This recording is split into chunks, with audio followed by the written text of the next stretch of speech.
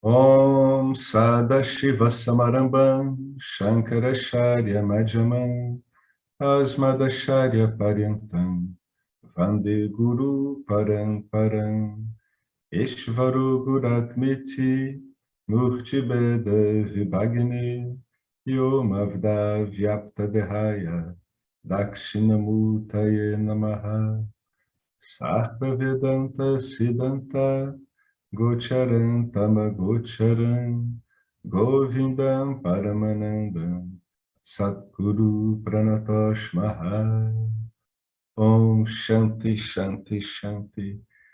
Bem-vindos a mais um encontro do Yoga do Amor, os comentários de James Swartz acerca dos Sutras Devocionais de Narada, né? Então, James Swartz vai olhar esses sutras sempre sob o enfoque da não-dualidade, né? Conforme ela é explanada aqui nessa Sampradaya. Se eu não me esqueço, a gente hoje começa esse item 3 aqui, né? O néctar da imortalidade é a essência do amor não dual. Tá? Então, depois daqueles dois tópicos, eu não amo você, eu amo o amor, e você não tem opção, são tópicos que vale a pena a pessoa repassar, porque são muito fundamentais. Aí ele entra com mais um aqui, né? Começa aqui com o verso 3. O néctar da imortalidade é a essência do amor não dual. Bom, como é que o James começa aqui? Um dos devotos mais famosos do mundo, Jesus Cristo, disse: sobre esta rocha edifico a minha igreja, o que eu interpreto como: sobre o sempre presente e imutável ser, eu construo a minha vida santa. Somente o amor universal, incondicional e imortal é a segurança perfeita. É o valor humano número 1. O amor condicional digamos, né, ele é condicional. Então, abre aspas. Desde que um homem esteja em forma e seja capaz de sustentar sua família, perceba o afeto que a família lhe demonstra. Mas eles não se importam nem mesmo em ter uma palavra com ele, quando o seu corpo definha devido à idade avançada. Portanto, busque o ser, né? Shankaracharya Bhajagovinda. Você será amado pelos outros apenas enquanto for agradável e útil, ou, pelo menos, até que tenha certeza de tê-los incluído em seu testamento. Mas, se você se tornar um obstáculo, eles rapidamente o irão levar para um asilo de idosos. Não espere muito do mundo ou você sofrerá. Busque o ser, busque o amor verdadeiro. Isso aqui é uma boa observação do James, né? Até para que a gente despersonalize esse amor e esse interesse condicional que a gente encontra em Nietzsche, uma vez que estejamos em Nietzsche identificados com essas aparências em Nietzsche, né? O corpo, a mente, etc. O que o James está querendo mostrar aqui é que esse movimento ele é bastante impessoal, né? Por causa desse movimento, por exemplo, das pessoas estarem sempre procurando retirar alguma vantagem umas das outras, ele não deve ser visto como uma coisa aberrante, confusa. Não. Na verdade, ele é confuso porque ele está partindo de um ponto de vista confuso, né? Mas ele não obstante não seja correto, ele é bastante comum, né? Sempre que o indivíduo ele está no mundo, ele está em mítia, identificado com esses instrumentos que a gente está usando em mítia, ou seja, está em mítia e está se achando realmente um corpo-mente, sempre vai ter essa eminência, né? Essa iminência aí da decepção com esse amor condicionado, né? Interesses, etc. Por quê? Justamente porque são condicionados. E são condicionados por quê? Porque estão envolvendo objetos, né? Estão envolvendo coisas, estão envolvendo finitudes, né? Então, naturalmente, a hora que isso tudo ficar ameaçado, né, a hora que um dos lados dessa relação não conseguir mais suprir essa segurança, né, essa conservação das coisas, a tendência é que as pessoas se desinteressem. Claro que ele está falando de um ponto de vista estritamente de um jiva, né? Alguém que esteja completamente identificado com o corpo e a mente. Mas isso aqui é bom para se saber, né, que realmente a tendência das relações, uma vez que esteja em voga esse tipo de identificação, é isso mesmo, né? É um amor puramente condicionado, né? E uma vez que as condições dele não estejam mais sendo cumpridas, esse foco de atenção se dirige para outra coisa, outra pessoa, né? Então, é o que acabou ocorrendo mesmo, né? Infelizmente, até devido à dissolução das famílias extensas aqui no Brasil, acaba que a maior parte dos idosos vai parando no asilo para idosos mesmo, né? Então, realmente não espere muito do mundo, ou seja, não vai ficar procurando amor no mundo, né? Ou você sofrerá, né? Busque o ser, busque o amor verdadeiro, né? Que não é o amor que você vai encontrar nos objetos. Você pode vir a ter a realização de que esses objetos são amor, né? Mas você não vai encontrar amor como se o amor fosse algo a ser encontrado em objetos, né? Então, busque o amor verdadeiro, busque o ser, que é o que a gente está fazendo aqui no Vedanta. Alguém quer acrescentar alguma coisa a esse tópico aqui, esse comentário que ele fez ao verso 3, né? O néctar da imortalidade é a essência do amor não dual.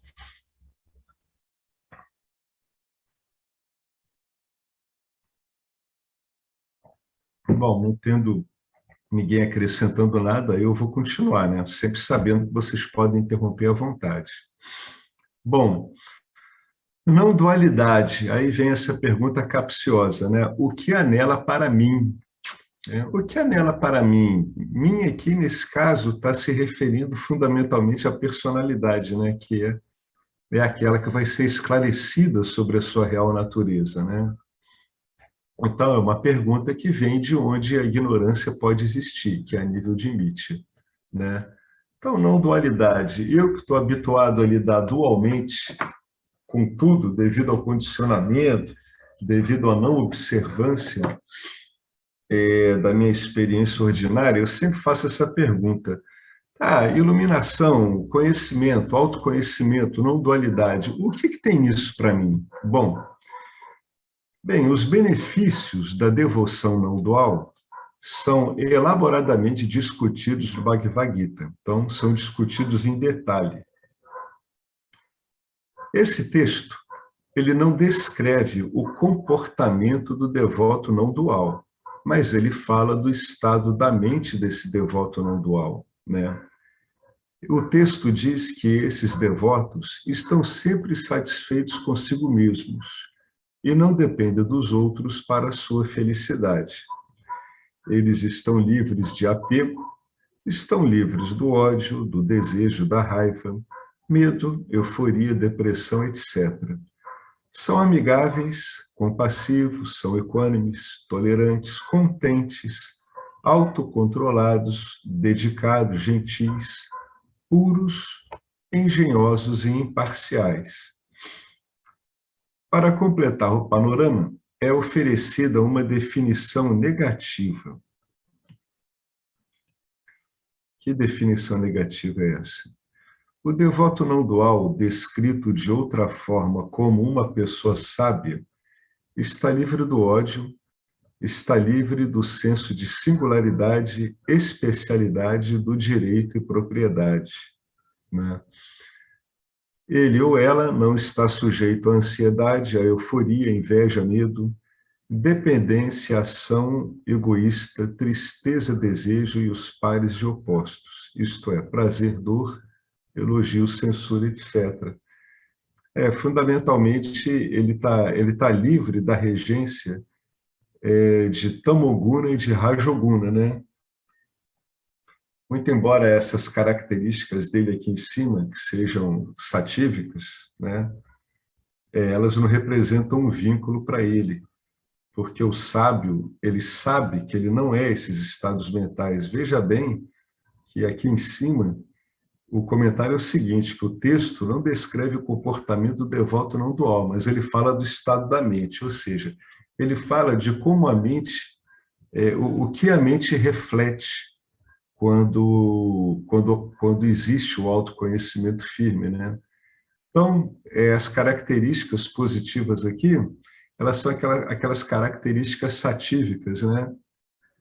Que naturalmente afloram com o autoconhecimento, né? Lembrando sempre que no autoconhecimento ocorre uma desidentificação com a mente. Então, mesmo essas características de estados mentais agradáveis não representam vínculos obrigatórios, né? Não são aqueles vínculos de dependência criados com Maya. Então, mesmo a nível do Rajas Sattva, os devotos não duais, os sábios, não estão vinculados a ele, porque eles não têm identidade com a mente.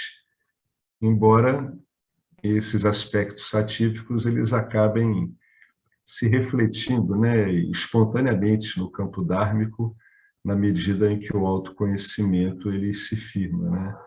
Quanto às outras coisas que a gente viu aqui, elas trafegam muito nesse pêndulo aqui, né, prazer-dor. Então,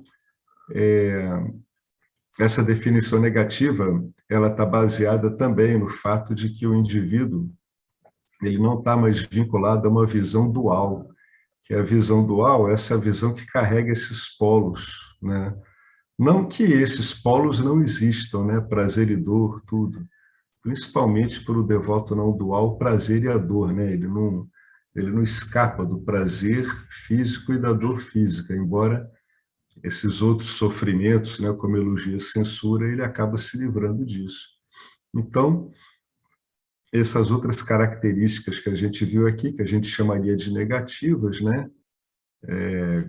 Claro, devidamente contextualizado, elas estão subordinadas a essa dinâmica muito poderosa de rajas e tamas. Então, o que ele está querendo dizer, em termos de análise de gunas, é que esse indivíduo ele é fundamentalmente satívico, não está vinculado a esses estados mentais satívicos, e esses estados tajásicos e tamásicos e rajásicos, né, que expressam esse jogo dual, eles são bem pouco frequentes na mente de um devoto não dual, né? O Paramarthananda ele diz que às vezes esses estados eles demoram apenas alguns segundos, né? Naquele post, né, sobre a frequência, a intensidade e a recuperação, ele comenta sobre isso, né? Um sábio ele pode entrar nesses estados tamásicos, mas ele fica muito pouco tempo, né? Tamásicos, rajásicos, até pela própria verdadeira identidade dele, que recusa afinidade com isso aqui, né? Então, muito embora ele tenha uma afinidade na expressão com o gunas mais satívico, ele não está vinculado a isso, né? Porque fica claro aqui que o indivíduo, ele sabe que, muito embora ele pareça o indivíduo, ele, no fundo, é o ser. Então, ele não está limitado por nada, nem por ótimas atribuições. Bom, dado todo esse quadro que a gente viu aqui, essas pessoas não estão sujeitas à ansiedade, porque já estando satisfeitas no ser como o próprio ser, ou seja, elas sabem que elas são o ser no próprio ser, né? Elas estão satisfeitas no ser, na existência, sendo elas mesmas conscientemente a existência na qual elas repousam, né? Então, elas não iniciam ações, porque, em geral, a gente inicia ações esperando resultados. E a gente espera resultados porque esperamos que esses resultados que nós aguardamos nos deixem mais contentes. Então, como a questão da felicidade foi resolvida, em geral, não se iniciam ações, né? Até porque a própria força motora da ação, que seria a insatisfação, não está presente, né? Então, essas pessoas não iniciam ações, esperando que os resultados as façam sentir inteiras e incompletas, já que elas já estão inteiras e completas. Então, jamais vão se meter com ações que tenham esse objetivo. Elas são livres do medo porque elas não veem dualidade. O medo nasce da dualidade, de você poder ameaçar aquilo que você tem e você não conseguir aquilo que você quer, né? Essas pessoas não ficam entusiasmadas quando coisas positivas entram em seus fluxos de karma, porque elas permanecem em júbilo na bem-aventurança de sua verdadeira natureza. Elas não são alteradas por fluxos de bom karma em forma de pensamentos, né, e sentimentos, em forma de estados mentais. Elas curtem, mas realmente não são carregadas por esses fluxos.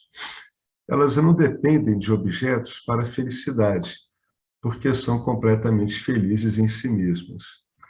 Não são egoístas, porque não há nada a ganhar por obter ou ao possuirmos objetos. Elas são generosas, porque gostam de fazer as pessoas felizes, né? Gostam de ficar, ela se comprazem na felicidade dos outros, né? Isso é um bom sintoma de que a pessoa está com o autoconhecimento firme, né? É quando ela começa a se comprazer na felicidade genuína dos outros. Ela fica muito contente de ver os outros contentes, né? Pessoas no momento assim de muito contentamento, ela fica bastante contagiada, ela reconhece ali uma expressão, né, mais pura da natureza das pessoas mesmo, da natureza mais íntima das pessoas. Embora esses sábios eles apreciem objetos, esses sábios não sofrem quando os objetos decaem e desaparecem, porque não são apegados a eles, né? O que está querendo dizer? Eles não ser apegado é não estar se comportando e agindo e entendendo como se a felicidade ela fosse imanente aos objetos, né?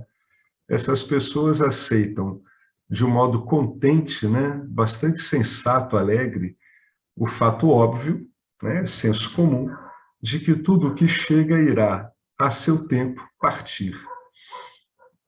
E elas não são fascinadas pelo samsara, onde os pares de opostos ditam as regras, porque elas entendem que o samsara é um jogo de soma zero. O lado positivo de tudo é equilibrado pelo lado negativo. Não há vencedores ou perdedores, né? O entendimento aqui de que o samsara é um jogo de soma zero é uma das investigações que o Vedanta usa, né? Isso é investigação, né? Ele analisa o samsara. É uma das investigações que ele usa para ir mostrando ao jiva que não faz sentido o jiva ficar procurando resultados em busca de objetos na vida. Se ele quer libertação, isso não vale a pena, né? Porque ele vai colecionar um conjunto de êxitos e, naturalmente, vão vir os fracassos para ir compensando esses êxitos, né? Então, esse entendimento do jogo de soma zero é uma das investigações.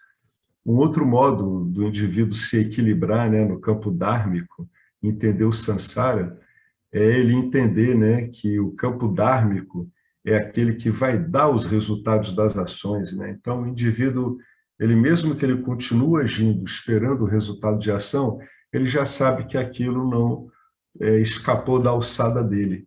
É que nem um arqueiro que arremessa uma flecha em direção ao alvo, né? Uma vez que a flecha partiu, agora é com a existência, né? O arqueiro já fez o que tinha que ter feito, né? Agora depende aí dos fatores do campo tudo.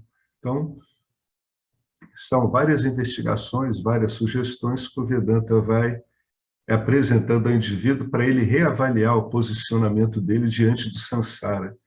E por que para o que ele está querendo, que é o contentamento que ele é, um contentamento permanente, o samsara é inadequado. O samsara, ele é turbulento, ele é permanentemente impermanente, então ele não pode dar estabilidade. Muito embora isso seja uma conclusão bastante óbvia, no dia a dia da pessoa, ela muitas vezes não age de acordo com isso. Então, ela tem que ir olhando cuidadosamente, sem se pressionar. A pessoa, quando está investigando, ela não deve se pressionar, ela deve procurar se compreender, que muitas vezes essa compreensão do samsara como soma zero, ele é uma compreensão perfeitamente factível para o intelecto do indivíduo.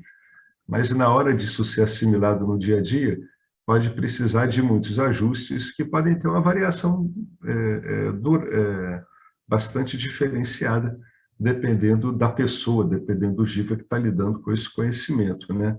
Muitas vezes, quando a pessoa vai lidando com isso, ela pode encontrar, no decorrer da vida dela, objetos que aparecem e que deixam ela bastante vinculada. Não que perturbe ela, claro que não vai perturbar, porque ela já está bastante ciente de si, mas ele nota um vínculo bastante forte. Então, com relação a alguns objetos, o jiva, quando está investigando, ele tem que ter muito cuidado para ver se ele não está numa relação sansárica. Então, ele tem vários recursos do Vedanta para ele avaliar isso com cuidado. É claro que, em muitos casos, soltar essas avaliações, né, essas aproximações, esses vínculos que a gente estabeleceu de modo muito inconsciente, pode ser que não seja imediato, né? Mas só o fato de você saber se posicionar adequadamente no momento em que essa atração pelo samsara ocorre, já basta, né? Tem vários modos de falar isso, né? Quando o indivíduo ele percebe que ele está no jogo sansárico, né, ele morre para o jogo sansárico, né? Ele morre instantaneamente e instantaneamente ele está em si, né? Esse é o jogo de pega e solta que o Timayananda falava. O indivíduo tem que estar muito atento a isso para não ficar carregando impressões sansáricas na medida que ele vai agindo ao longo do mundo, né? Então, ele sempre que ele entra em contato com o objeto, se ele entra desavisadamente, é como se fosse uma morte, né? Quando ele recupera a identidade dele e solta aquilo, a gente chama soltar entre aspas, ou seja, ele volta, né, entre aspas para a identidade dele, ele se retoma como consciência, e aí a gente diz que ele soltou aquele objeto. Então, ele nasceu. Então, a gente pode olhar para o nosso dia a dia, a gente fica o tempo todo lidando com isso. Alguns objetos a gente tem que prestar mais atenção, que são aqueles que têm mais vínculos. Que objetos são esses? Esses objetos podem ser qualquer coisa, podem ser situações, experiências, pessoas combinadas com experiência. Aí depende do que a pessoa vai encontrar. É por isso que só a pessoa pode providenciar as condições, que é a clareza, para ela ver por ela mesma. Porque é ela que vai ter que ver como é que ela se apresenta naquela situação, né? É ela que vai ter que ver isso. Então, alguns objetos aparecem mais. O que o indivíduo faz? Pacientemente, ele vai fazendo, né, uma justa posição entre o modo como ele vive vinculado àquele objeto e o modo como ele vive com aquele objeto, se vendo como consciência. Ele vai trabalhando isso o tempo todo. Então, não adianta ter pressa, não adianta achar que vai resolver nada, não é assim que as coisas estão sendo resolvidas, elas vão sendo resolvidas de um modo que muitas vezes é muito misterioso, e o que cabe ao jiva é ir aplicando isso pacientemente.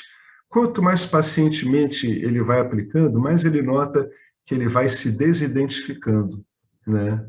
É assim que ele vai fazendo esse trabalho aqui. Então, é preciso ter muita paciência. Isso pode voltar várias vezes, né? Mas só o fato de você já saber do que se trata, isso já muda bastante a sua qualidade, né? Te torna apto, vamos brincar assim, né, de ressuscitar da sua morte. Cada vez que você morrer agarrado com o objeto, você tem recursos para ressuscitar né, para vir, vamos brincar assim, para vir das trevas para a luz. Claro que não é isso, né?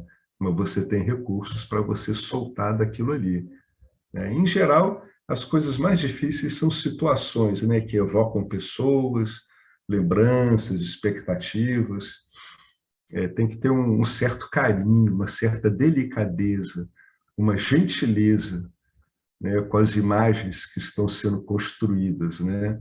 Que você constrói de você numa situação dessa, que envolve, né, a parte afetiva com a pessoa, e tem um carinho pela imagem que você construiu da outra pessoa, né? Tem que ter cuidado com essas imagens que a gente vai construindo, para que a gente não perca o nosso tempo tudo lidando com imagens, que é como a gente acaba lidando com a vida, né? Exclusivamente com imagens.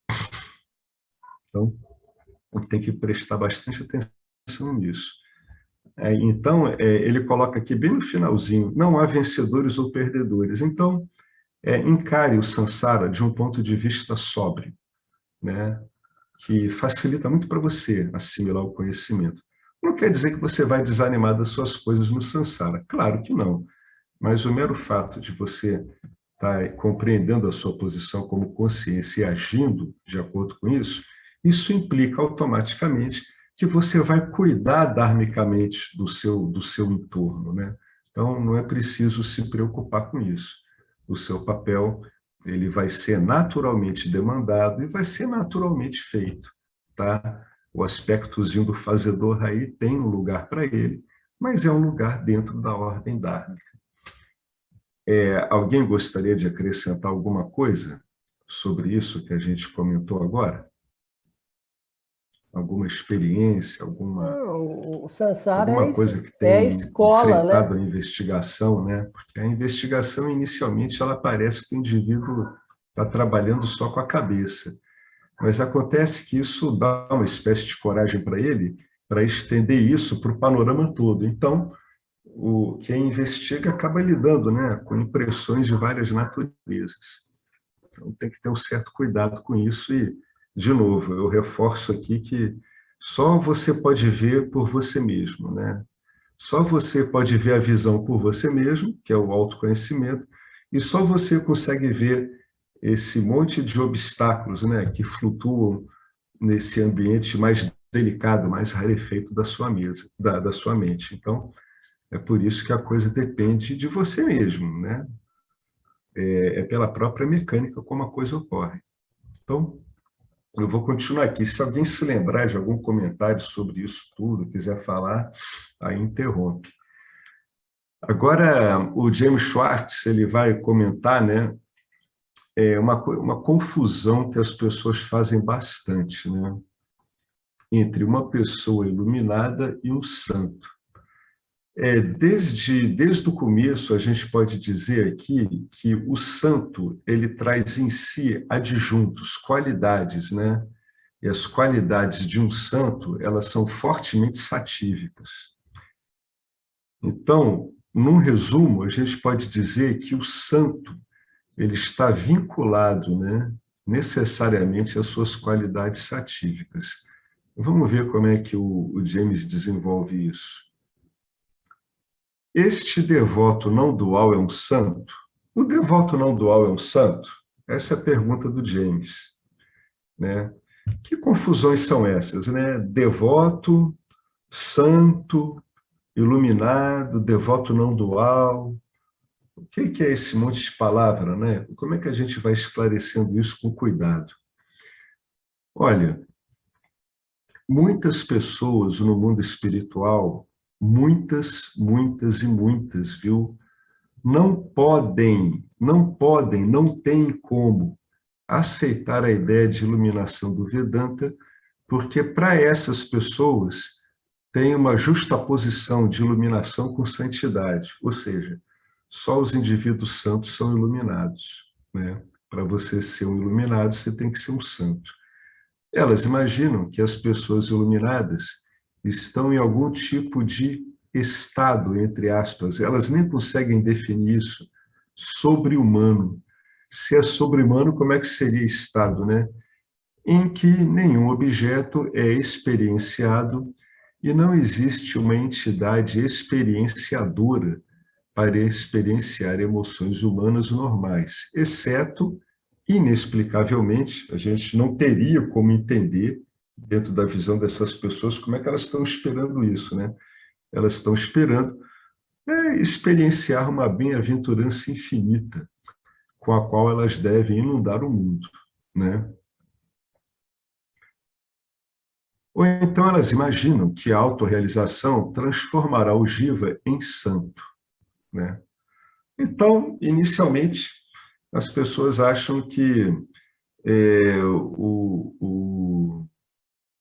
o iluminado, o santo, ele não está mais no mundo, né? E ele está completamente não sujeito a mais a momentos, né? A flutuações mentais, e alguns acham até que não está sujeito mais a dores físicas.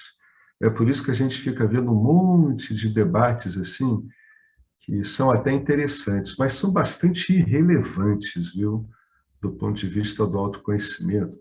Se o sábio fulano, o sábio cicrano, sentia dor, se operou usando anestesia, se não operou, muito embora o conteúdo esotérico disso, né, até de transcendência, até de inspiração também, isso não tem a menor importância, né, porque a gente entende que a dinâmica dor e prazer, ela não termina, né, ela está aplicável de uma ameba até um sábio. Então, sempre tem essa dinâmica dor e prazer. O propósito do Vedanta é impedir que a dinâmica dor e prazer se transforme em sofrimento. É assim que o Vedanta trabalha. Ele permite que você viva uma vida nessa dinâmica dor e prazer sem transformar nada disso em sofrimento, né?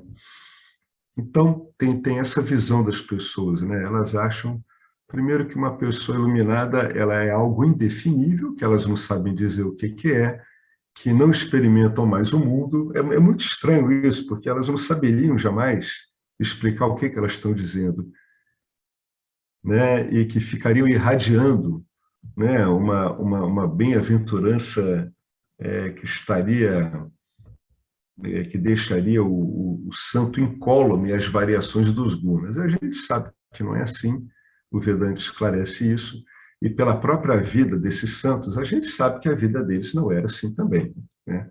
É muito mais razoável tentar entender a vida desses santos usando a lógica do Vedanta do que tentando usar todas as explicações dos teólogos aos quais esses santos pertenciam, né? No caso específico dos santos cristãos, né? É mais fácil você entendê-los olhando-os pela ótica do Vedanta do que procurando o entendimento deles aí na teologia cristã, né? A outra ideia, né, além dessa espécie desse super jiva irradiador, né, de uma bem-aventurança infinita, incólume mesmo, até a dinâmica dor e prazer, o que as pessoas imaginam, né, do meio espiritual? Que a autorrealização vai transformar o jiva em santo. Agora vamos ver com cuidado, né? Agora isso aqui é uma palavra, vamos ver uma coisa. Insuficiência e inadequação por si sós são responsáveis pelo pensamento mágico. Olha como é que ele está destrinchando isso. Ele está querendo dizer que as pessoas que estão engendrando essas fantasias deveriam, na investigação, olhar com cuidado vássanas de autoinsuficiência e inadequação. É assim que a gente vai lendo essas sugestões aqui, ó. Insuficiência e inadequação, por si sós, são os responsáveis pelo pensamento mágico. Porque isso aqui tudo é pensamento mágico, né? Não tem escritura nenhuma que apoie isso, não tem história nenhuma que apoie isso, a não ser vássanas bastante comuns, mais conscientes ou menos conscientes, de insuficiência e inadequação. Isso aí catapulta o pensamento mágico e os estados abstratos, né? O indivíduo fica abstraído nas suas próprias fantasias, né? Pessoas autorrealizadas podem parecer santas, tá? Mas elas não o são. Elas são jivas totalmente puros. O que isso quer dizer? Jivas que sabem da sua verdadeira identidade, são jivas que não estão vinculados a objetos. Na verdade, os santos não são jivas totalmente puros. Um jiva, o indivíduo, é sempre uma mistura de características positivas e negativas, porque os jivas existem na dualidade. O ser é totalmente puro, mas ele não é um jiva. Você só ganha pureza entendendo que você é o ser. Você não pode tornar-se puro. Enquanto você não sabe que você é puro, você fica procurando, no caso da espiritualidade, a pureza em estados. Repararam que a espiritualidade é isso? É você buscar pureza em estados de espírito, estados mentais, né? Então, enquanto não está claro para você que você é em si ilimitado, você fica procurando no mundo espiritual adjuntos, né? Qualidades que remetam você à sua ilimitação. É por isso que tem tantos exercícios no mundo espiritual, que são exercícios que conduzem a catarses energéticas, né? Onde o indivíduo ele sente impressões de expansão, né? De algum modo, o indivíduo que está numa busca espiritual, ele sempre ele sabe, no fundo, que ele não é ilimitado, só que ele vai confundir a limitação dele com as características inerentes ao fato dele estar associado a um corpo sutil e a um corpo denso, ou seja, ele vai confundir com as características inerentes a um jiva, né? Quando ele faz isso, essas descargas todas que ocorrem muitas vezes em terapias e grupos espirituais, elas, muito embora deem, né, em geral, uma sensação de amplitude, elas depois passam. Mas, quando o indivíduo não está bem orientado, ele tende a querer repetir aquelas descargas, né, porque ele identifica, né, a ilimitação dele nessas descargas. Ele contrapõe isso ao estado que ele acha que ele é limitado. Então, ele entra numa dinâmica de estados mentais. O investigador ele tem que ter cuidado com isso. Ele pode realmente usar uma terapia, etc., mas jamais perdendo de vista que o objetivo dele é o autoconhecimento dele. Então, as terapias e as experiências terapêuticas e as superações dos obstáculos que porventura existam nas vacinas mais difíceis, é tudo tratado também como objeto, né?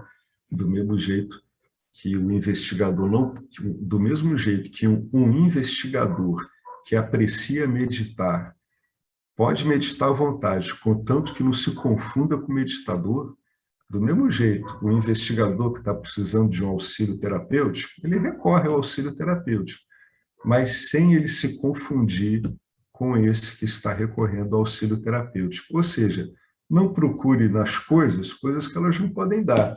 Se o autoconhecimento de você é firme e você gosta de meditar, às vezes em que essa meditação não chega nos pontos que você gosta, isso não é motivo para que você se aborreça, né?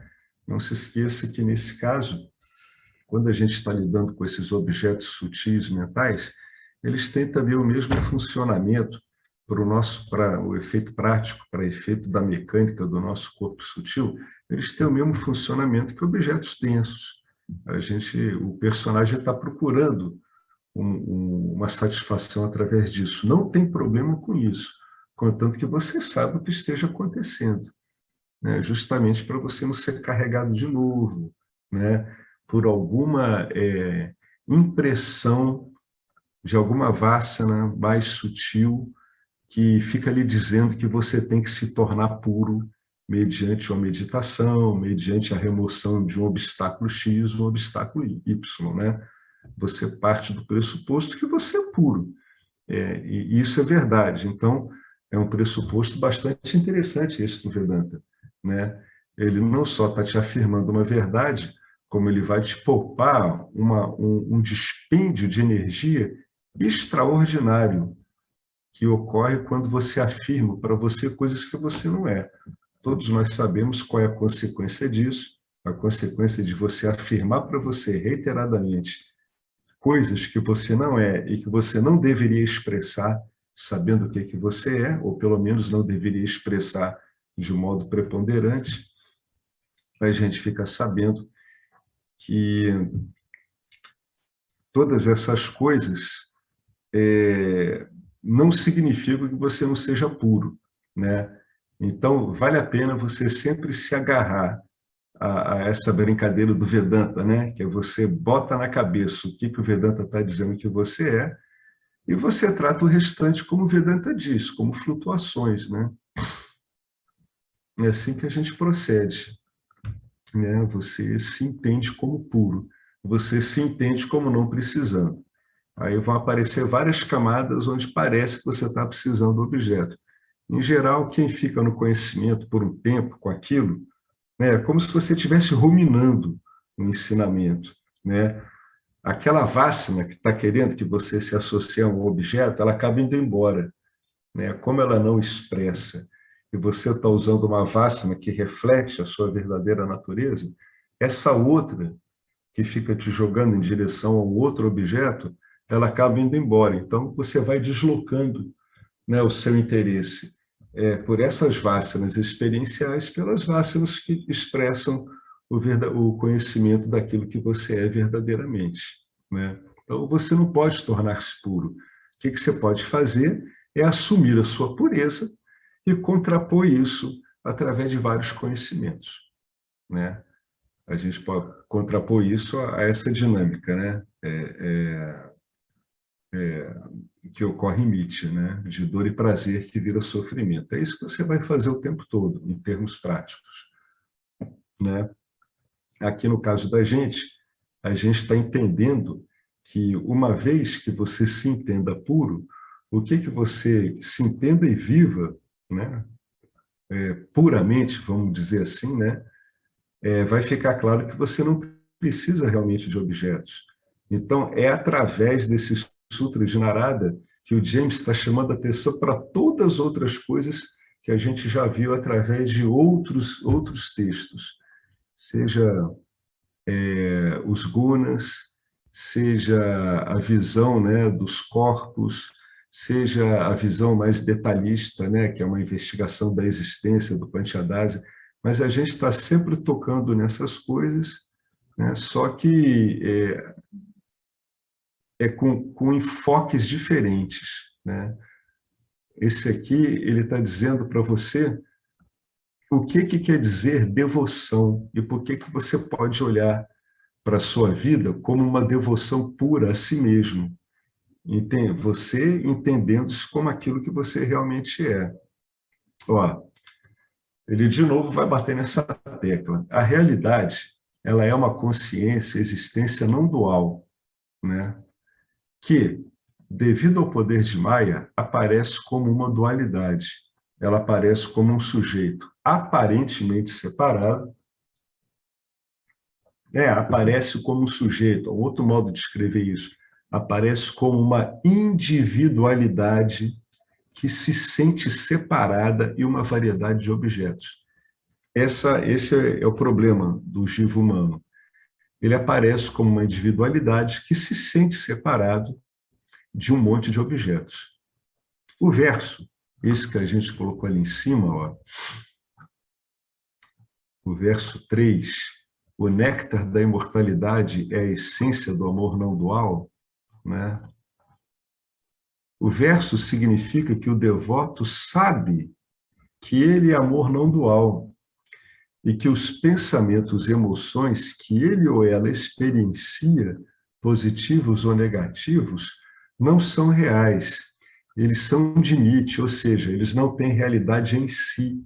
Então, não há identificação com esses pensamentos e emoções, por melhor que eles sejam, gente. Né? A gente não pode pensar só na identificação no medo de identificação com os pensamentos ruins, né? A gente também tem que pensar no gosto, na vontade que a gente tem de ficar identificado com pensamentos bons. Quando a consciência, que é você, o tempo todo só você, se identifica com um pensamento ou sentimento, um gosto ou uma aversão, né? Seja um gosto ou uma aversão, o sentimento parece ser real. Quanto mais você se dedica a isso, mais substancial se torna. O sentimento parece verdade, porque você, que é a verdade em si, está se associando a ele, ou seja, você está emprestando ao objeto a sua verdade, a existência que você é. Mas esse objeto não é a verdade, é apenas uma tendência material mecânica gerada pelo fluxo de karma do jiva, né? Ele está ali, esse objeto com o qual você está se envolvendo, ele é completamente dependente do seu karma. Ele só está ali por causa do fluxo do seu karma. Você só está dando atenção a esse objeto por causa do seu fluxo kármico. Esse objeto, diante do fluxo kármico de outras pessoas, seguramente passaria desapercebido, né? Então, eu ia falar uma coisa aqui, mas eu preferi ler o parágrafo todo, eu meio que me esqueci. Ah, aqui. Isso aqui é uma dica quando o indivíduo está investigando, né? Quando você está realmente muito identificado com um pensamento ou um sentimento, ele tem uma aparência de real, né? O que é essa aparência de real? É quando você fica manobrando, vamos chamar assim, manobrando, quando você fica bailando, manobrando no conteúdo desses pensamentos e sentimentos, né? No pensamento, você vai ficar manobrando, vai ficar bailando com o conteúdo dos pensamentos, né? Nos sentimentos, você vai ficar manobrando, vai ficar dançando, emparelhado com os estados, né, gerados por aqueles sentimentos, né? Quando esse emparelhamento ocorre, que é o que te dá a impressão, que te dá a impressão de que realmente aquilo ali é substancioso, é quando a gente chama que ele lhe parece real, né? Realmente ele parece real. É interessante notar essa diferença de palavras que o Vedanta usa. Quando o Vedanta diz que uma coisa parece real, tá? Ela está querendo dizer que não tem realidade própria. Sabe por quê? Porque em Nietzsche parece real mesmo. Parece real mesmo. Incontáveis vezes na investigação, você vai lidar, né, tendo a seu favor, diante de um vassana inconveniente, apenas o conhecimento. É importante deixar isso claro. O restante do campo dármico, ele vai estar completamente desfavorável a você. Você vai estar achando que é aquele pensamento, que é o sentimento, vai estar sendo carreado por aquilo, quando uma vassana é muito forte, mas você sabe que não é aquilo, né? Isso pode demorar bastante tempo, às vezes, horas, né? Às vezes dias, para o investigador, até que ele comece a ver que o fato dele afirmar o conhecimento diante dessas vássaras vai perdendo essa identificação, né? Então, realmente, ele parece ser real, né? Essa impressão que a gente tem de que aquela coisa não larga é para ser assim mesmo. Se não fosse assim, você não ficaria convencido de nada. É para realmente parecer ser real, né? E quanto a isso, você vai contrapor, quando a pegada é muito forte, você vai notar que você só contrapõe o conhecimento, né? Você só sabe que todos aqueles movimentos que estão ocorrendo na sua psique, eles são apenas um quadro de vássanas sendo desempenhado na sua frente e que muitas e muitas e muitas vezes, eu diria, a maior parte das vezes, não tem nada a ver com a situação efetiva do campo dármico ali que está ocorrendo. É um tempero muito pessoal que você está dando, né? Então, é o que ele termina aqui, olha. Quanto mais você vai se identificando, vai contemplando, vai ficando detido a um pensamento, a um sentimento, mais substancial ele se torna. Olha que coisa interessante. O mecanismo para você se identificar com algo perecível é o mesmo que você usa para se identificar com você mesmo. É a mesma coisa. Quanto mais você fica cavando um sentimento, quanto mais você fica contemplando ele, Quanto mais você fica girando, vivendo com esses sentimentos sob vários ângulos, com o pensamento sob vários ângulos, como se você estivesse namorando alguma coisa, mais você vai ficando associado a ele. E mais substancial, mais denso ele vai parecendo, né? E o que acontece? Quando você toma consciência disso, você vai utilizando vários recursos para que você não se dedique mais a isso, que você passe a se dedicar a afirmar pensamentos e sentimentos que têm a ver com a sua verdadeira natureza. Então, quando você já deu essa carga toda de atenção, de devoção, quando você já se devotou o suficiente aos seus pensamentos e sentimentos mundanos, eles pura e simplesmente parecem verdade, porque você impregnou eles completamente de verdade. Você é o único modo possível que esses pensamentos e sentimentos podem assumir de modo a se apresentarem a você como se fosse a verdade de alguma situação, né? Você é o único motivo, não tem outro motivo, né? Isso pode ser muito embaraçoso, especialmente pessoas que se complicaram a vida toda, elas chegam no Vedanta e depois de alguns anos elas notam que todas aquelas confusões que elas se meteram na vida não existiam em lugar nenhum, exceto na cabeça delas. Então, como é que o indivíduo ele vê isso, né? Ele está muito associado a um padrão, né? A um fluxo de karma, e ele acaba dando uma substancialidade a ele. É ele que dá essa substancialidade. Como? Porque ele se tornou um devoto, né? Essa que é a verdade, né?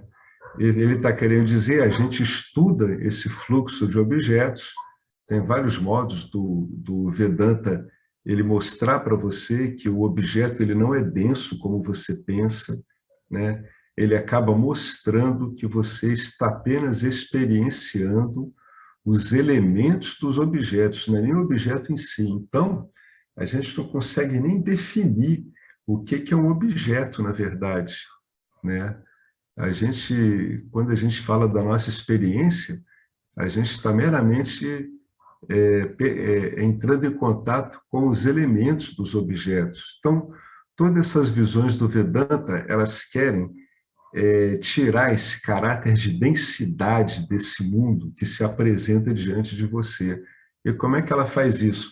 Indo para a parte mais sutil, vendo como é que o seu corpo sutil experimenta, né, esse entorno denso e o entorno mais interno, entre aspas, feito de pensamentos e sentimentos. Então, dito isto, né, que é você, com a sua devoção, que está dando uma suposta realidade a esses objetos sutis, dito isto, enquanto as emoções negativas, nascidas da alta ignorância, podem continuar a se manifestar inicialmente após o autoconhecimento, elas terminam por desaparecer devido à falta de reforço, por causa disso que a gente está comentando, né? Você desvia o foco da sua devoção. Isso não cria qualidades positivas, tá? Discriminação, desapego, compaixão e afins, porque essas qualidades positivas já estão presentes na sua parte Ishvara, que é a mente inconsciente, que é a mente do corpo causal macrocósmico, né?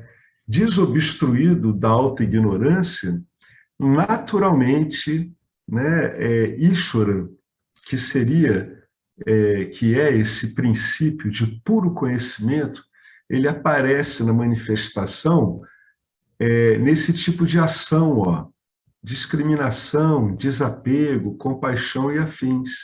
Então, o que ele está querendo dizer é que o autoconhecimento e a perda de atração pelas vasanas negativas, né, rajásicas e tamásicas, elas não criam qualidades positivas, porque isso equivaleria a dizer que elas transformaram você. Não, o autoconhecimento não te transforma. O autoconhecimento apenas mostra para você que você sempre foi aquilo que você procura, né? Então, ele não cria nada para você, o autoconhecimento, ele apenas devolve, né, entre aspas, a sua identidade verdadeira a você, permitindo, facilitando com que características satívicas em Nietzsche fluam de um modo muito mais constante a partir de você, naturalmente, espontaneamente, tá? Não é algo que vai ser criado. Discriminação não vai ser criado, desapego também não. Tudo isso já está presente, tá?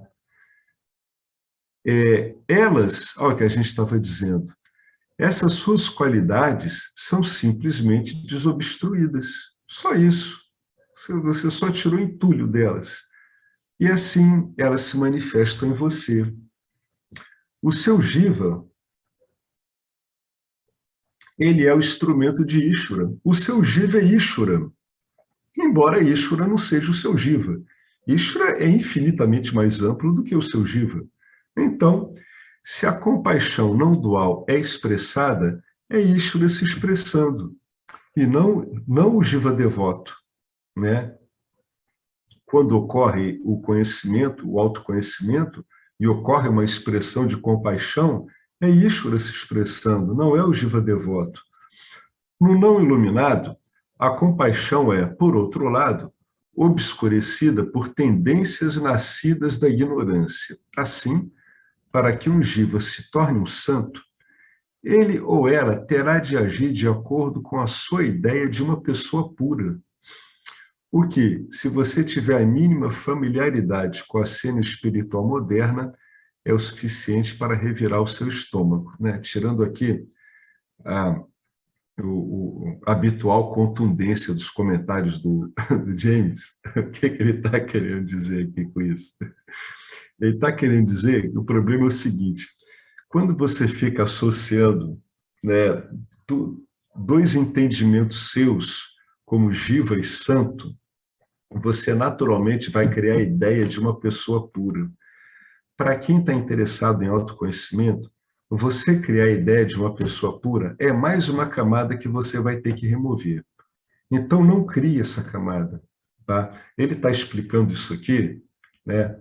Essa não associação entre uma pessoa pura com uma pessoa santa, justamente para você não criar uma expectativa do que é o despertar. Despertar não vai te deixar um santo. Não é isso. Despertar não se trata disso. Um santo é um indivíduo que está focado o tempo todo em expressar qualidades satívicas. Ele faz isso através de várias técnicas. Ele mantém esse estado mental dele com esforço. Tá? Ele ora, ele recita japas, ele faz ações de caridade, procurando manter uma mente esforçada, uma mente focada, né? Então, ele tem um empenho nisso. No amor não dual, quando o indivíduo ele sabe o que ele é, isso não engendra mais esforço, né? Não engendra mais esforço. Ele age de um modo naturalmente compassivo, porque ele não se vê como um centro de algo que tem que ser feito. O santo ainda se vê como um centro de ação, né? Eu tenho que manter o estado da minha mente bom, eu tenho que fazer as recitações, eu tenho que fazer práticas caritativas todos os dias, etc. No caso do devoto não dual, não. Essas características fluem dele naturalmente. Podem fluir e podem não fluir, né? Naturalmente elas fluem. Ele não está preocupado com elas, em ficar cultivando qualidades. Ele está ocupado apenas em ficar em si, ser como ele mesmo, como ser em si mesmo. Ele só está interessado nisso, em ficar meditando e contemplando o tempo todo isso. É isso que ele está interessado, né? Essas características ou benefícios da libertação, que é o que o James falou ali em cima, ó, que elas são simplesmente desobstruídas, incluindo o benefício da imortalidade e perfeição, discutido no Gita, vão formar a base para os sutras seguintes, né? Bom, terminado aqui esse parágrafo, vocês querem acrescentar alguma coisa, algum comentário? algo que chamou a atenção.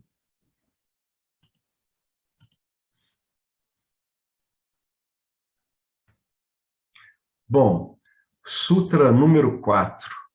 Aquele que obtém a devoção não dual torna-se perfeito, imortal e plenamente satisfeito. Tem a palavra que torna-se, né? Vamos sempre se lembrar que a gente está lidando com palavras, né? É um modo de se expressar, né?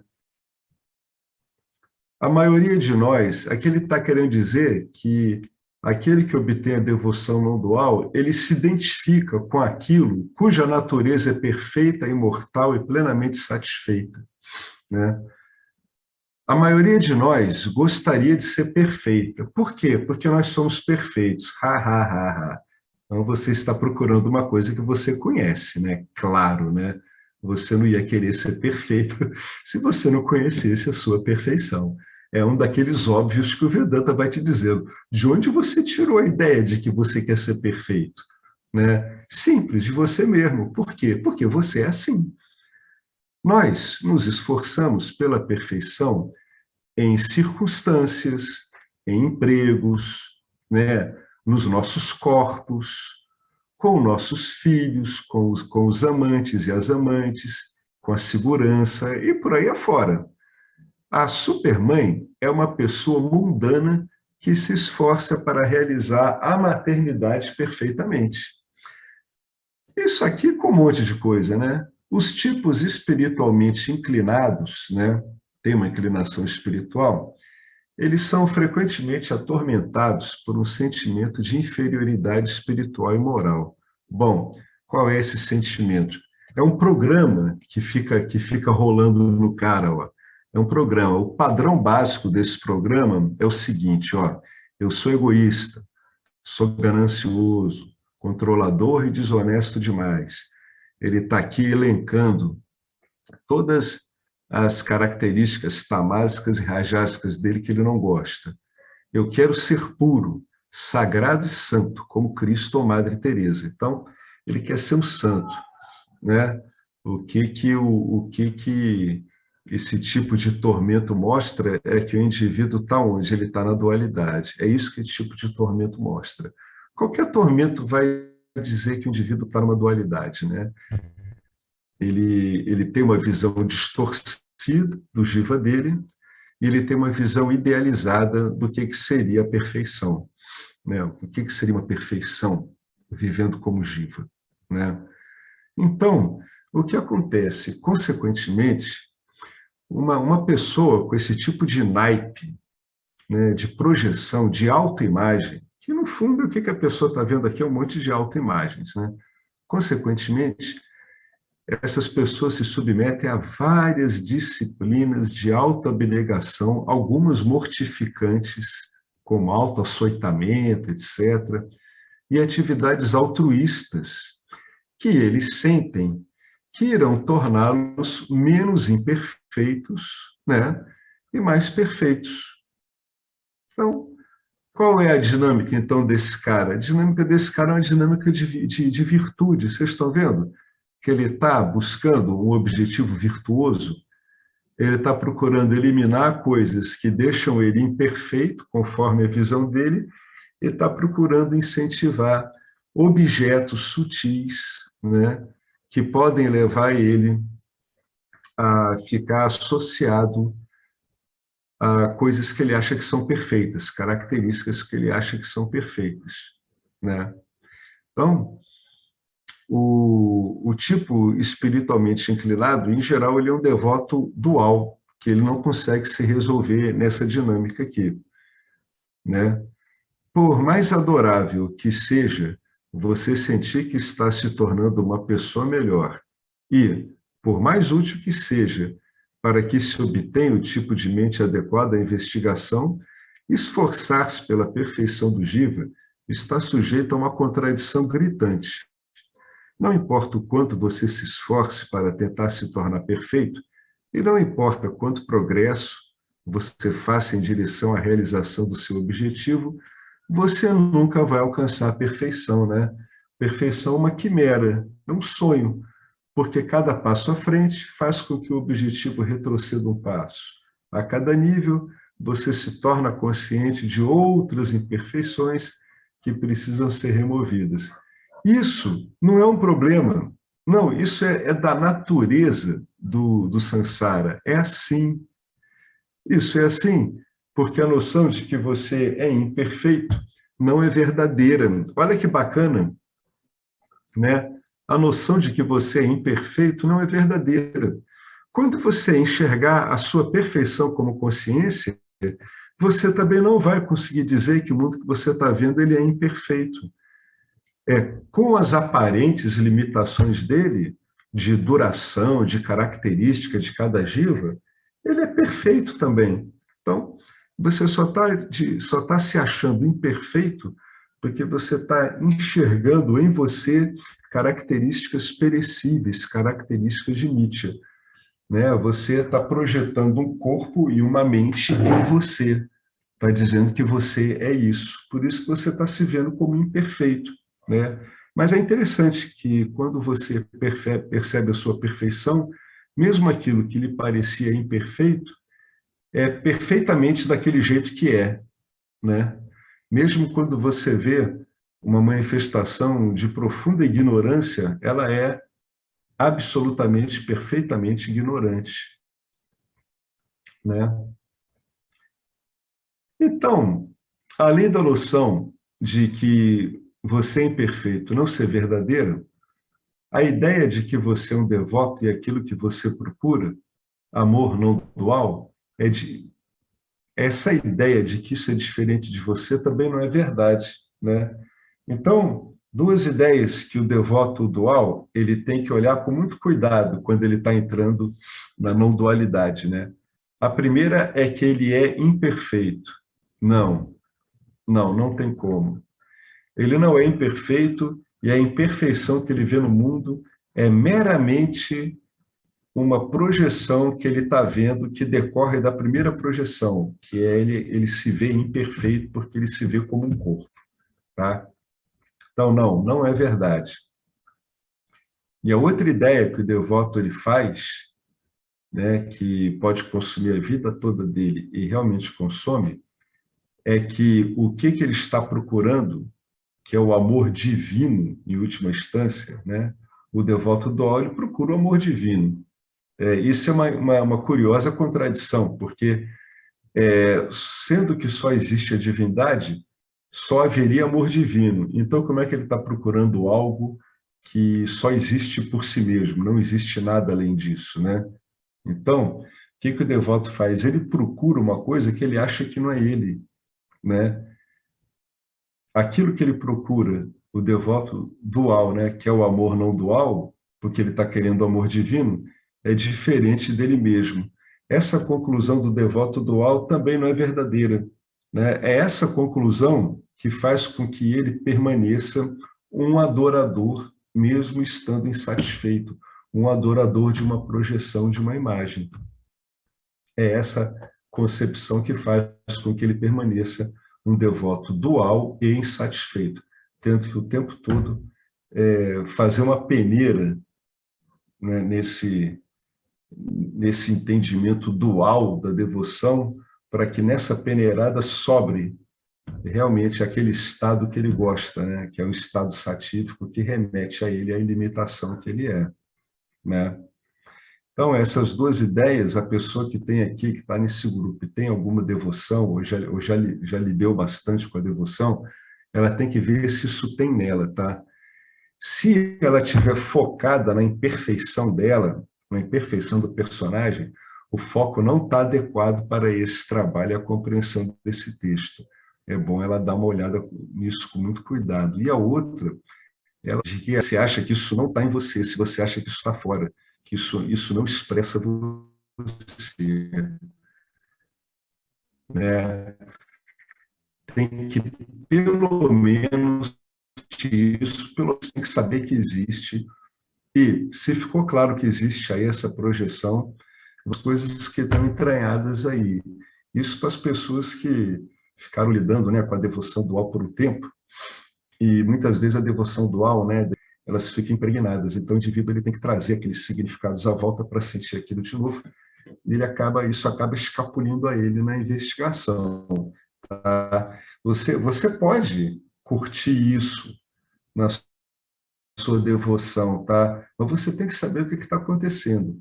Você pode estar curtindo o seu barato de devoção associado ao Vedanta, você tem que saber o que está mantendo aquilo e se aquilo ali realmente é real em si, né? Você vai ver que não é real em si e que também não tem problema nenhum em você curtir uma devoção dessa, sabendo, com autoconhecimento adequado, sabendo de você mesmo, né? Então, só tem que ter cuidado para não cair nessas duas armadilhas. Não ficar preso no fato de que você tem imperfeições a serem removidas. Não é isso. Isso vai aparecendo. O que precisa vai aparecendo. Não é assim. E a outra é que aquilo que você, devoto, está procurando na devoção não dual, já é você. Tá? Então, sem prejuízo do devoto dual, você pode ficar fixado na devoção não dual e ver como é que as suas vássanas por devoção dual se comportam, né? Curtindo elas, né? Você vivencia as suas vássanas por devoção dual. Não tem problema nenhum nelas, contanto que você não perca você mesmo de perspectiva. Se você se coloca de novo exclusivamente de modo não dual, você perdeu você mesmo de perspectiva de novo, né? Então, como é que ele completa isso aqui, ó? Ninguém jamais se tornará perfeito fazendo qualquer coisa. A imperfeição é a natureza do samsara. A imperfeição, ela está ligada à impermanência, gente. As coisas vão mudando. Você não tem como alcançar a perfeição diante de coisas impermanentes, porque você não consegue fixar formas e funções, né? Imagine um círculo perfeito dizendo: agora eu quero me tornar mais redondo. Não, o círculo não vai conseguir ficar mais redondo. Mas se você pegar esse círculo perfeito e tentar colocar ele numa superfície acidentada, ou tentar colocar ele com equipamento não favorável, ele vai sair um círculo todo esquisito, né? Mas ele, como essência, ele já está perfeito. Não existem círculos que não sejam perfeitos, né? É a execução deles, devido a uma série de contextos, é que pode te dar uma expressão inadequada. Alguém quer comentar sobre alguma coisa que a gente leu aqui? Sobre esse Sutra número 4? Aquele que obtém a devoção não dual torna-se perfeito, imortal e plenamente satisfeito.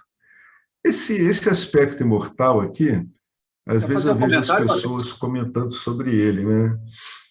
O Alex Quando não a está pessoa ouvindo. lida com esse aspecto aqui, ela automaticamente ela faz uma projeção antropomórfica, né? A pessoa tem que estar muito ciente do que está acontecendo, porque ela tende a tentar preservar as características dela, mesmo ela sabendo que não é isso, tem essas tendências inerciais, né? Ela tende a enxergar essa imortalidade em contraposição à mortalidade dela como jiva, tá? Mas essa imortalidade ela fica clara para você quando você se enxerga como existência, e a existência é única, né? Então, não faz sentido você pensar, né, que a existência ela tem um começo e um fim, a existência é uma só, tá? Eu falo isso porque, às vezes, eu vejo as pessoas muito apegadas, né, nesses conceitos assim, né? E essas palavras são um modo de ajudar você a sair justamente da limitação dada pelas palavras, né? Então, quando eu falo imortal, eu já sei que eu tô me contrapondo ao quê?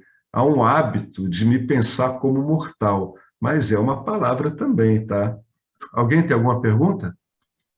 Não, eu ia falar sobre a devoção ali, mas eu não quero atrapalhar. Pode tocar a ficha aí. Tranquilo.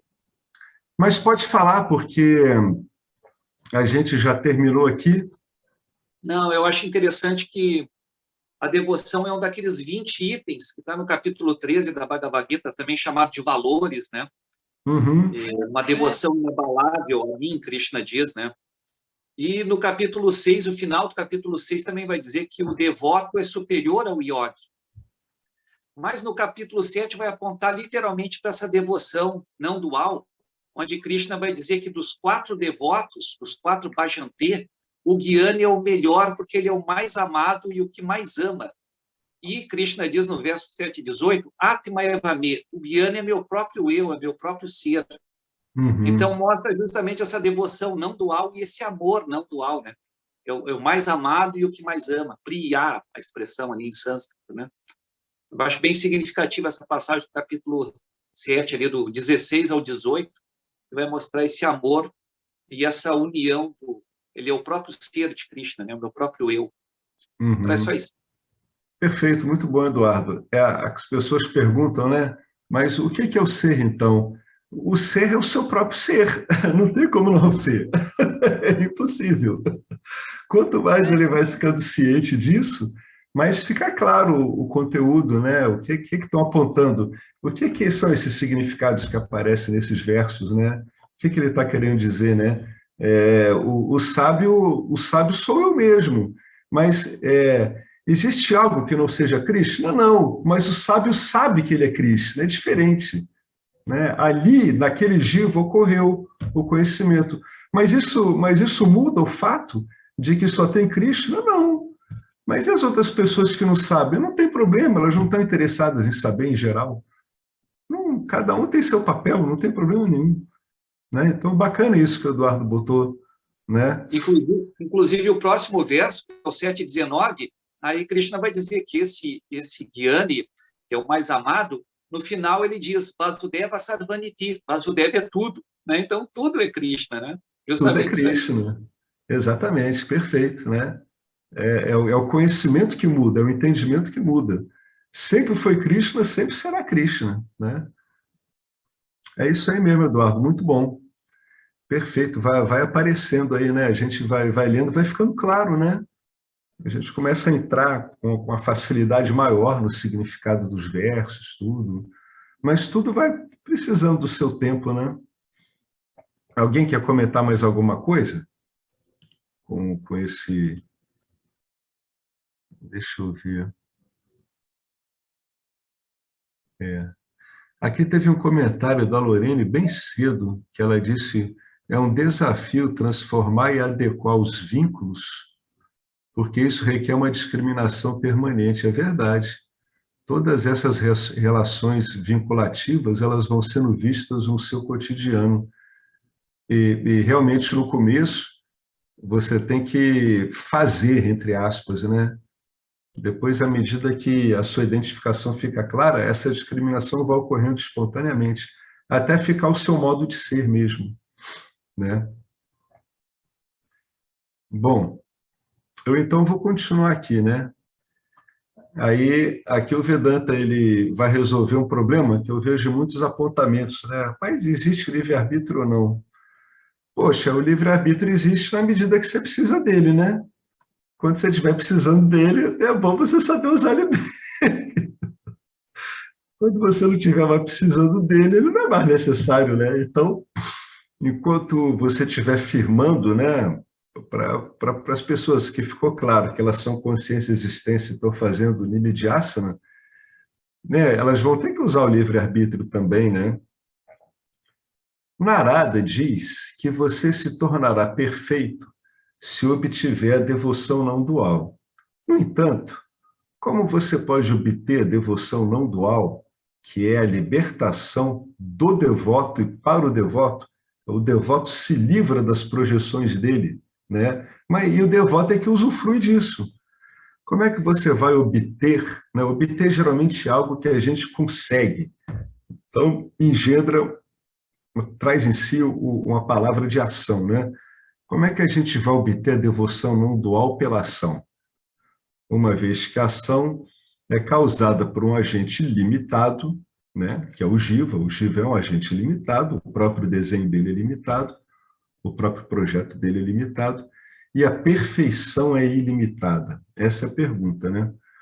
Bom, tudo o que você pode fazer para se tornar perfeito é preparar a sua mente, é sensibilizar a sua mente para esse tipo de conhecimento, de modo que quando você o ouça, você esteja sensibilizado para ele, né? Você pode preparar a sua mente com Karma Yoga e com Upasana Yoga, até que Ishvara cria circunstâncias, escrituras e um professor qualificado que permitam que você exponha sua mente diligentemente ao Vedanta, né? Então, interessante isso, ele dizendo, né?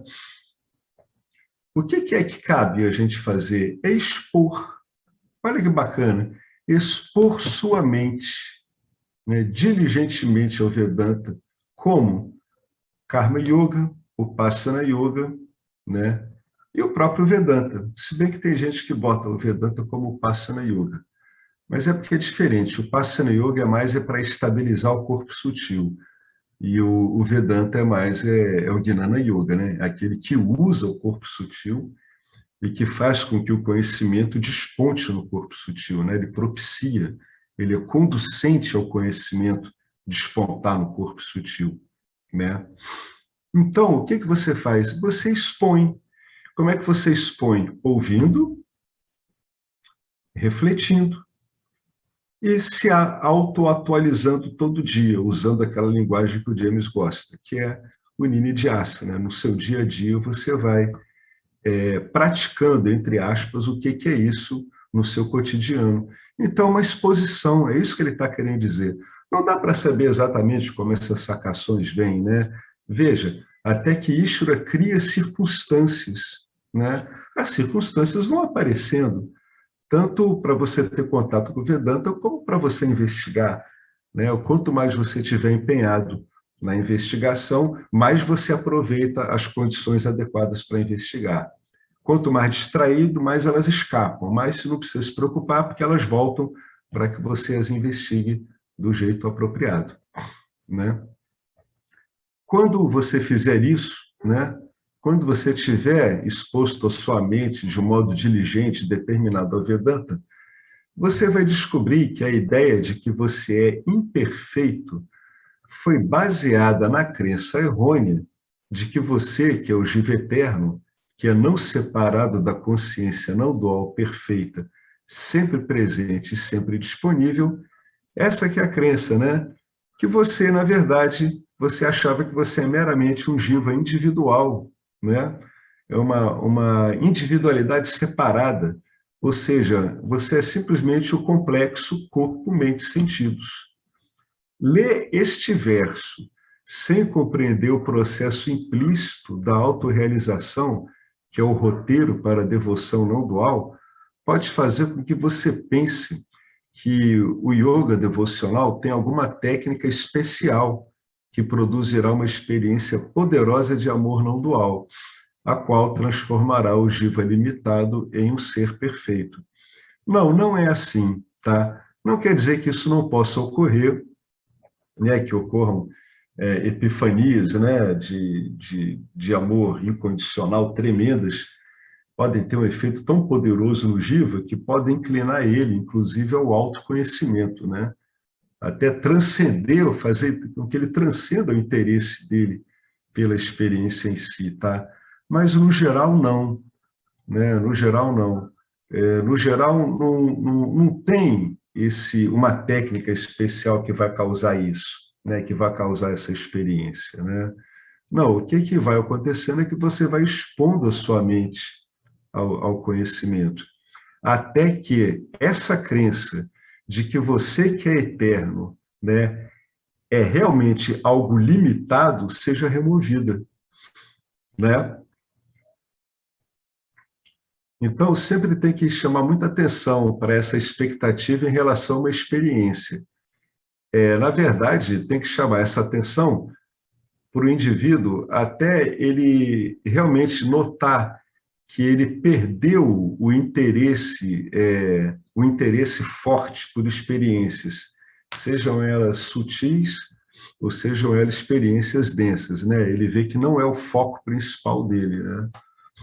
Mas, realmente, muitas vezes, uma tremenda de uma epifania aconteceu com o James, né? Ele teve uma epifania que durou um tempo, e essa epifania conduziu ele a buscar alguma explicação, ele acabou entrando na não-dualidade. O Vedanta deixa bem claro que a conversão da devoção dualista em devoção não dual não acontece automaticamente e que ninguém mais pode fazer isso por nós, ou seja, naturalmente cabe a nós, a você, a eu. A autoinvestigação na forma de ouvir, né? Shravana, raciocinar, manana e assimilar, nididhyasana, sob a orientação de um guru adequado, é a única ponte que conecta a devoção dualista à não dual. Então, eu vou ler de novo essa frase. Ele acabou de situar como é que essa conversão de devoção dual em não dual ocorre. Ela ocorre pela autoinvestigação. Por quê? Porque o indivíduo, quando está numa devoção dual, ele está trabalhando com uma dinâmica sujeito-objeto, e a investigação, a autoinvestigação vai trazer para ele essa situação pela qual ele está passando. De novo, não é para brigar com a devoção dual. A devoção dual é muito boa. Se ela é muito bem usada, ela funciona muito bem e ela é ótima para o dia a dia, né? Mas, na verdade, quando a gente quer ver o que está mais pelo fundo da devoção dual, a gente acaba encontrando apenas nós mesmos, né?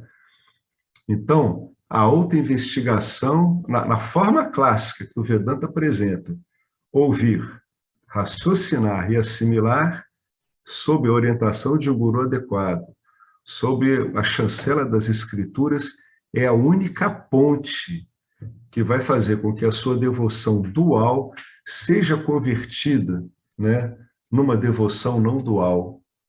Tá? Como exemplo, ele vai citar aqui, né, o verso 34, quarto capítulo do Bhagavad Gita. Olha só. Que você, Arjuna, obtenha o conhecimento, o autoconhecimento, por prostração, né, por devoção, por serviço e pela investigação apropriada. Os sábios transmitirão esse conhecimento a você. Olha, não está excluindo nada. Que você obtenha o conhecimento por prostração, por serviço e investigação apropriada. Confie nos sábios. E, abre aspas, o Mundaka Upanishad, para entender a realidade, deve se aproximar humildemente de um bom professor, que é instruído nos Vedas, e, tendo adquirido esse conhecimento, deleitar-se nele, né? Então, tem esse aspecto também, né? Muitos precisam, né, de uma exposição aos ensinamentos sob uma determinada qualidade e empenho que vai permitir a ele, né, a esse que está se expondo, refinar, sensibilizar a mente de modo que ela se deleite na sua própria identidade, né? Quando ocorre aquele ananda. Ele se deleita, é o que realmente ele mais gosta de se deleitar, né? O sábio. Aonde o sábio se deleita? Ele se deleita nos prazeres humanos? Sim, mas aonde ele mais se deleita, né, é no conhecimento que ele tem de si mesmo. Esse é o verdadeiro deleite dele, né? Então, por trás de toda a situação, você sempre vai ter uma base estável, muito pacífica, de quem está muito contente, satisfeito consigo mesmo, sem necessariamente abrir mão da vida no samsara, né? Sem necessariamente. Bom, tem uma parte aqui que é meio grande. Eu vou ler esse parágrafo aqui que ele colocou. Bom, olha, não há menção a esse processo, né? Que processo? Esse processo aqui que ocorre, né? Um processo que libere a sua devoção, né? Não há uma menção específica. Você vire, como é o sonho, né, de todo aspirante espiritual, você vire um jorro de devoção em direção à vida, né? Não tem menção a esse processo na literatura devocional, porque os devotos pensam que o amor é um caminho especial, completamente desconectado do autoconhecimento. Isso é só uma ideia. Uma pessoa que passa com sucesso por esses estágios não se verá mais presa no esforço da busca. E isso traz em si mesmo ansiedade, né? O esforço da busca traz ansiedade. Os buscadores são sempre atormentados pelo pensamento. Quando vou chegar ao meu destino? O que coloca uma tremenda pressão sobre o devoto para reivindicar prematuramente a iluminação. A luta termina com a percepção de que a natureza do devoto é a plenitude do amor.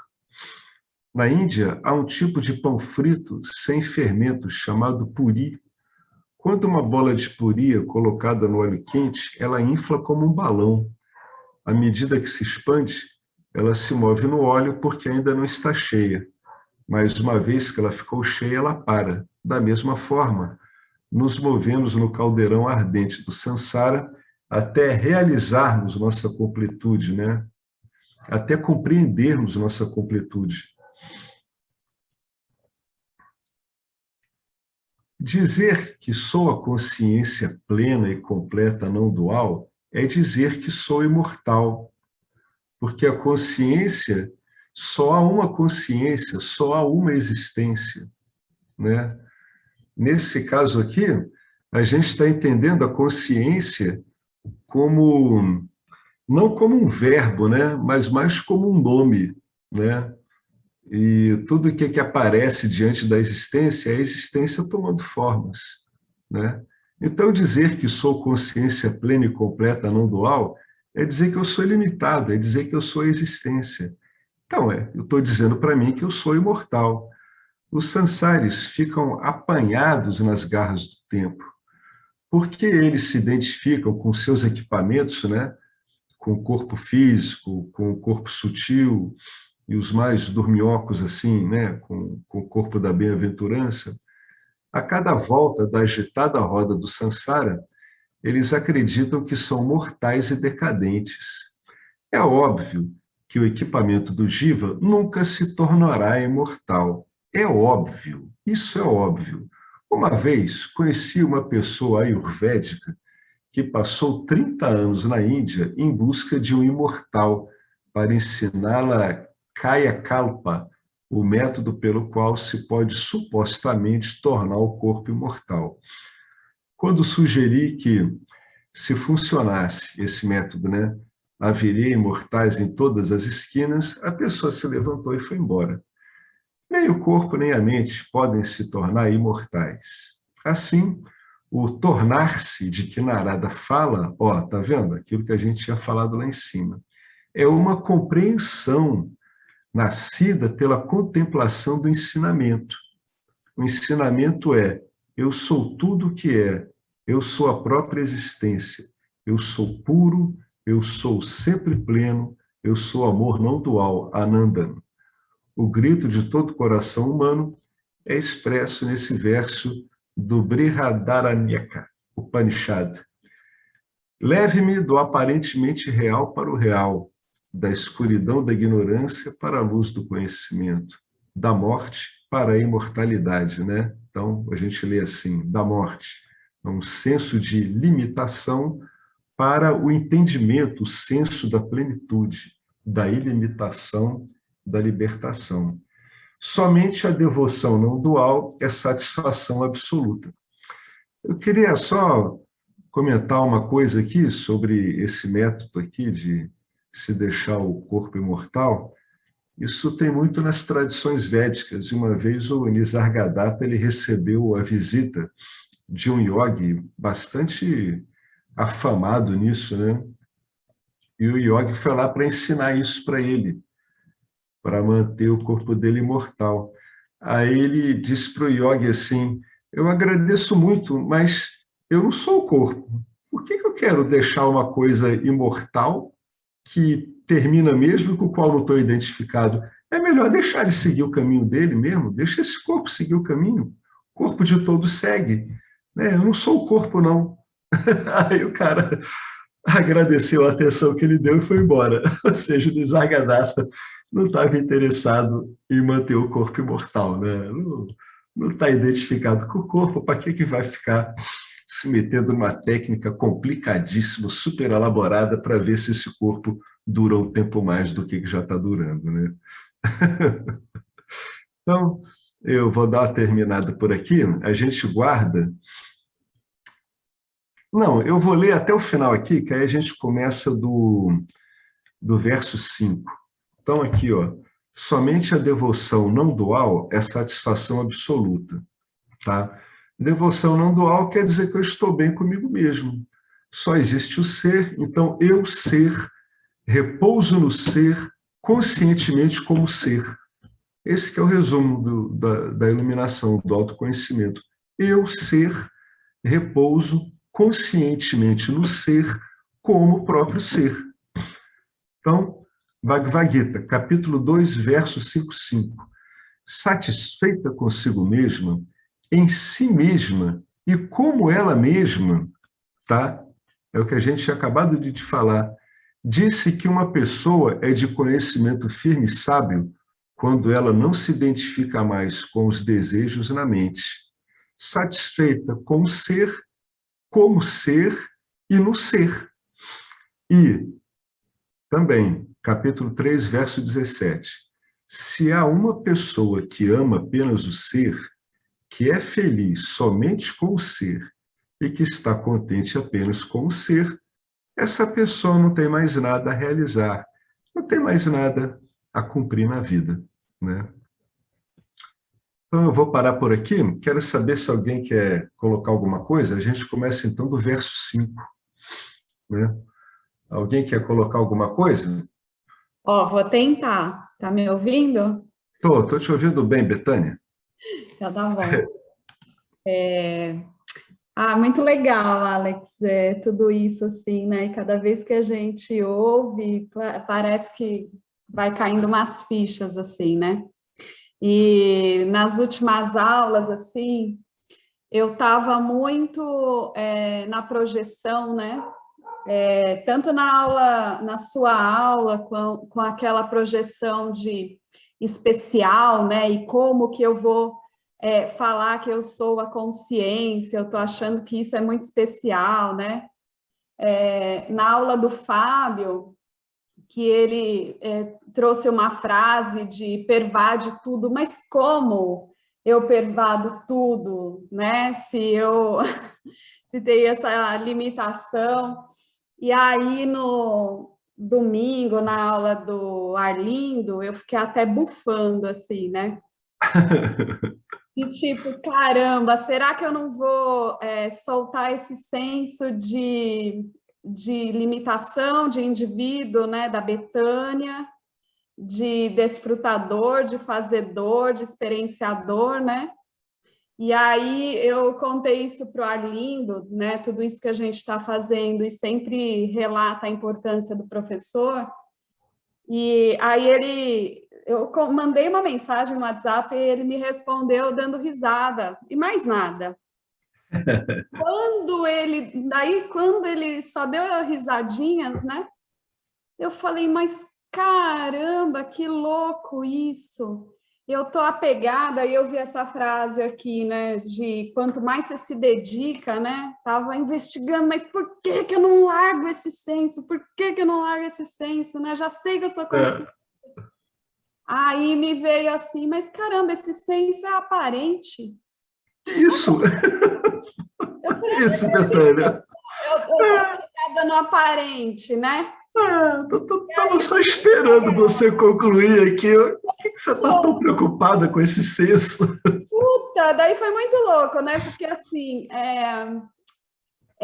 que os objetos são aparentes, para mim já está claro e óbvio, porque eu experimento isso toda hora, eu consigo investigar isso e consigo falar, meu, isso aí quer ver? Daqui a pouco já muda, nem é tudo aparente. Mas eu não tinha me colocado como aparente, né? E eu falei, mas é lógico, né? E o que eu estou preocupada com isso? Esse senso próprio de limitação é aparente, né? É isso O mesmo. senso do fazedor é aparente, o senso do que está bufando é aparente, né? Aí eu falei, meu, que coisa, né? E aí me caiu essa ficha, assim, né? Que é aquela, até mesmo aquilo que a gente sempre fala do Purna. Tira o pleno do pleno e o pleno, e só tem pleno, né? Porque se você tira o É, aparente, né? E aí, é, tô achando mais barato isso, não?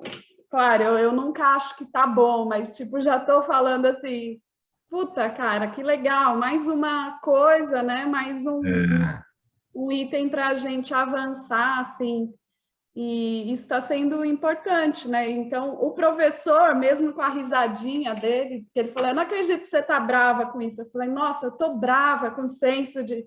E ele deu risada, daí caiu minha ficha quando ele deu risada, né? E aí, só que quando, como você trouxe hoje, quando a gente fica naquilo e naquilo, isso vai ganhando força, né?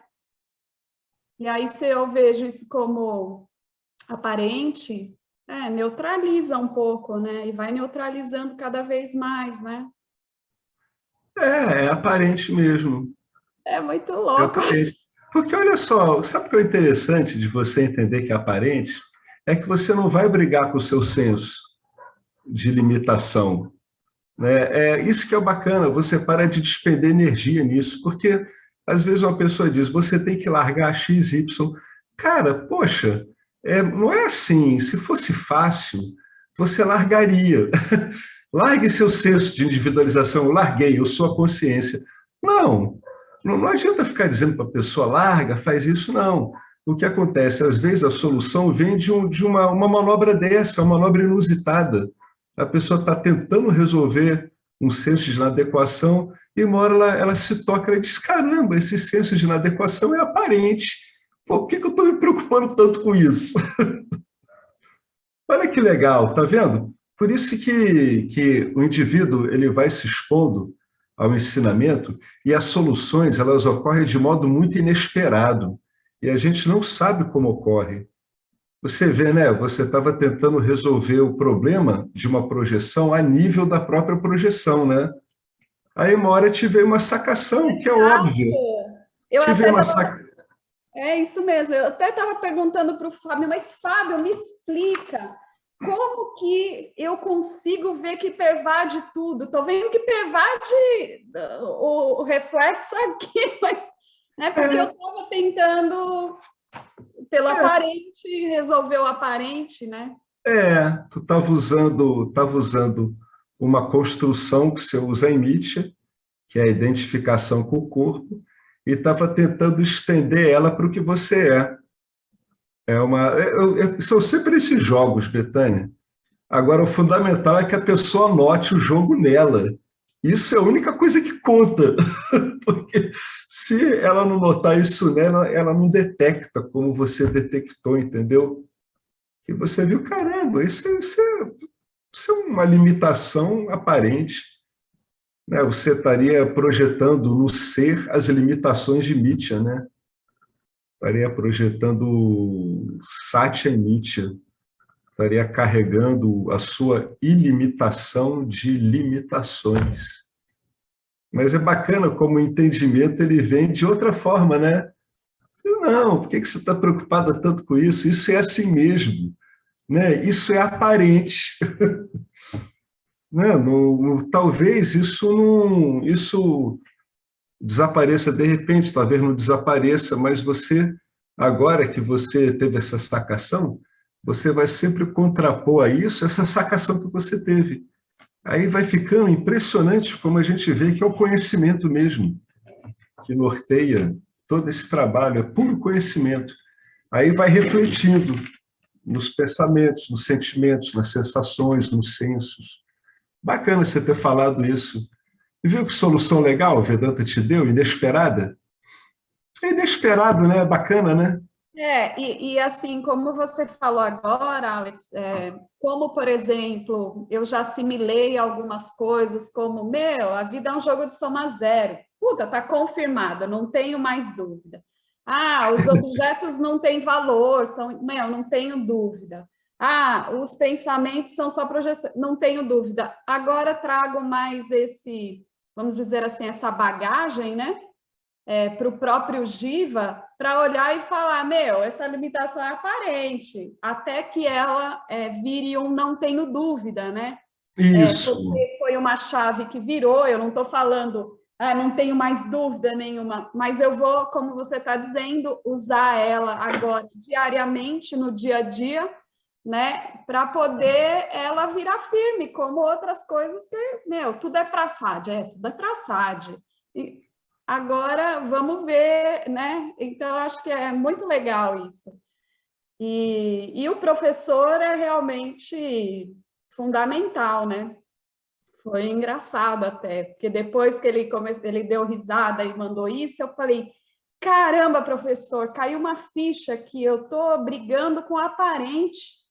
É isso mesmo. Eu dou risada ainda, né? Então, agora que legal. Aí o que ocorreu? Que você se tornou capaz de discriminar isso, né? A sua mente ficou sensível em relação a um ponto sensível. Isso não, isso é uma projeção. Agora fica claro. Isso é o que a gente chama de ficar claro, né? A mente vai ficando capaz de discriminar, de botar as coisas no lugar. Você botou a coisa no lugar. Mas isso é uma projeção. Isso é aparente. Por que eu estou preocupado tanto com isso? Né? Não vou ficar preocupado com isso. Vou ficar ocupado em aplicar o ensinamento, né? Em ouvir, refletir e fazer o nididhyasana. Aí essas impressões aparentes vão sendo modificadas do jeito delas, do jeito que vai ocorrendo. Mas aí você já viu já viu a sacação, né? Viu, caramba, é assim que eu organizo as coisas, né? Elas vão sendo organizadas. Bacana, né? Muito bom, Betânia. Muito bom mesmo. É isso aí mesmo. Alguém mais quer acrescentar alguma coisa? Diante desse texto bonito aí que a gente está lendo? Bom, eu sempre sugiro da gente reler, né? Durante a semana, a gente relê com cuidado o que a gente viu aqui. Sempre vale a pena. Sempre vale a pena, né? Começa aqui pelo verso 3. Isso mesmo. Começa pelo verso 3, aí vai até o verso 5. Verso 3 e verso 4. Vale a pena reler. Tá joia, gente? Reler e meditar demoradamente sobre o que ele está falando. Não é preciso pressa, não. Pô, no Vedanta você tem que ter um pouco um compasso bovino, sabe? Você tem que ficar passando essas coisas na moela. O Vedantino, ele é um ruminador. Ele fica ruminando, mas é para valer. Ele fica girando aquilo, remoendo seguidamente aquilo na cabeça dele, vai notando como aquilo vai alterando o dia dele. Ele fica com aquilo, fica mesmo, um tempão. Falou, gente. Vamos encerrar então. Obrigado aí a todo mundo. Vamos aí para o Purnamada, que é como a Betânia disse, né? Purnamada basta.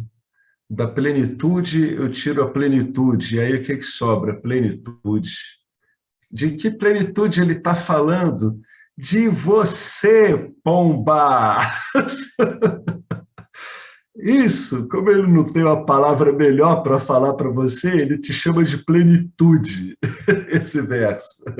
É isso que ele está dizendo. Eu tiro você de você e o que sobra? Você. Pronto, aí tem que sacar legal de que você ele está falando. Tá joia, gente? De mim eu tiro eu. O que sobra? Eu, o tempo todo. Não tem como ser diferente. Beleza? Então vamos lá. Om Purnamada Purnamidam Purnamudachyate Purnasya Purnamadaya Purnameva Vasishate. Om Shanti Shanti Shanti. Muito obrigado a Yeshua, muito obrigado ao Vedanta. Agradecimentos a essa tradição, essa linhagem maravilhosa de professores e alunos se perpetuando com o único conhecimento estável possível em Mithya. Obrigado a todos nós, obrigado a vocês, obrigado a eu, obrigado ao computador, obrigado às equipes que mantêm os sistemas operacionais pelo planeta fora, e obrigado a tudo. Falou, gente. Tchau, até a próxima.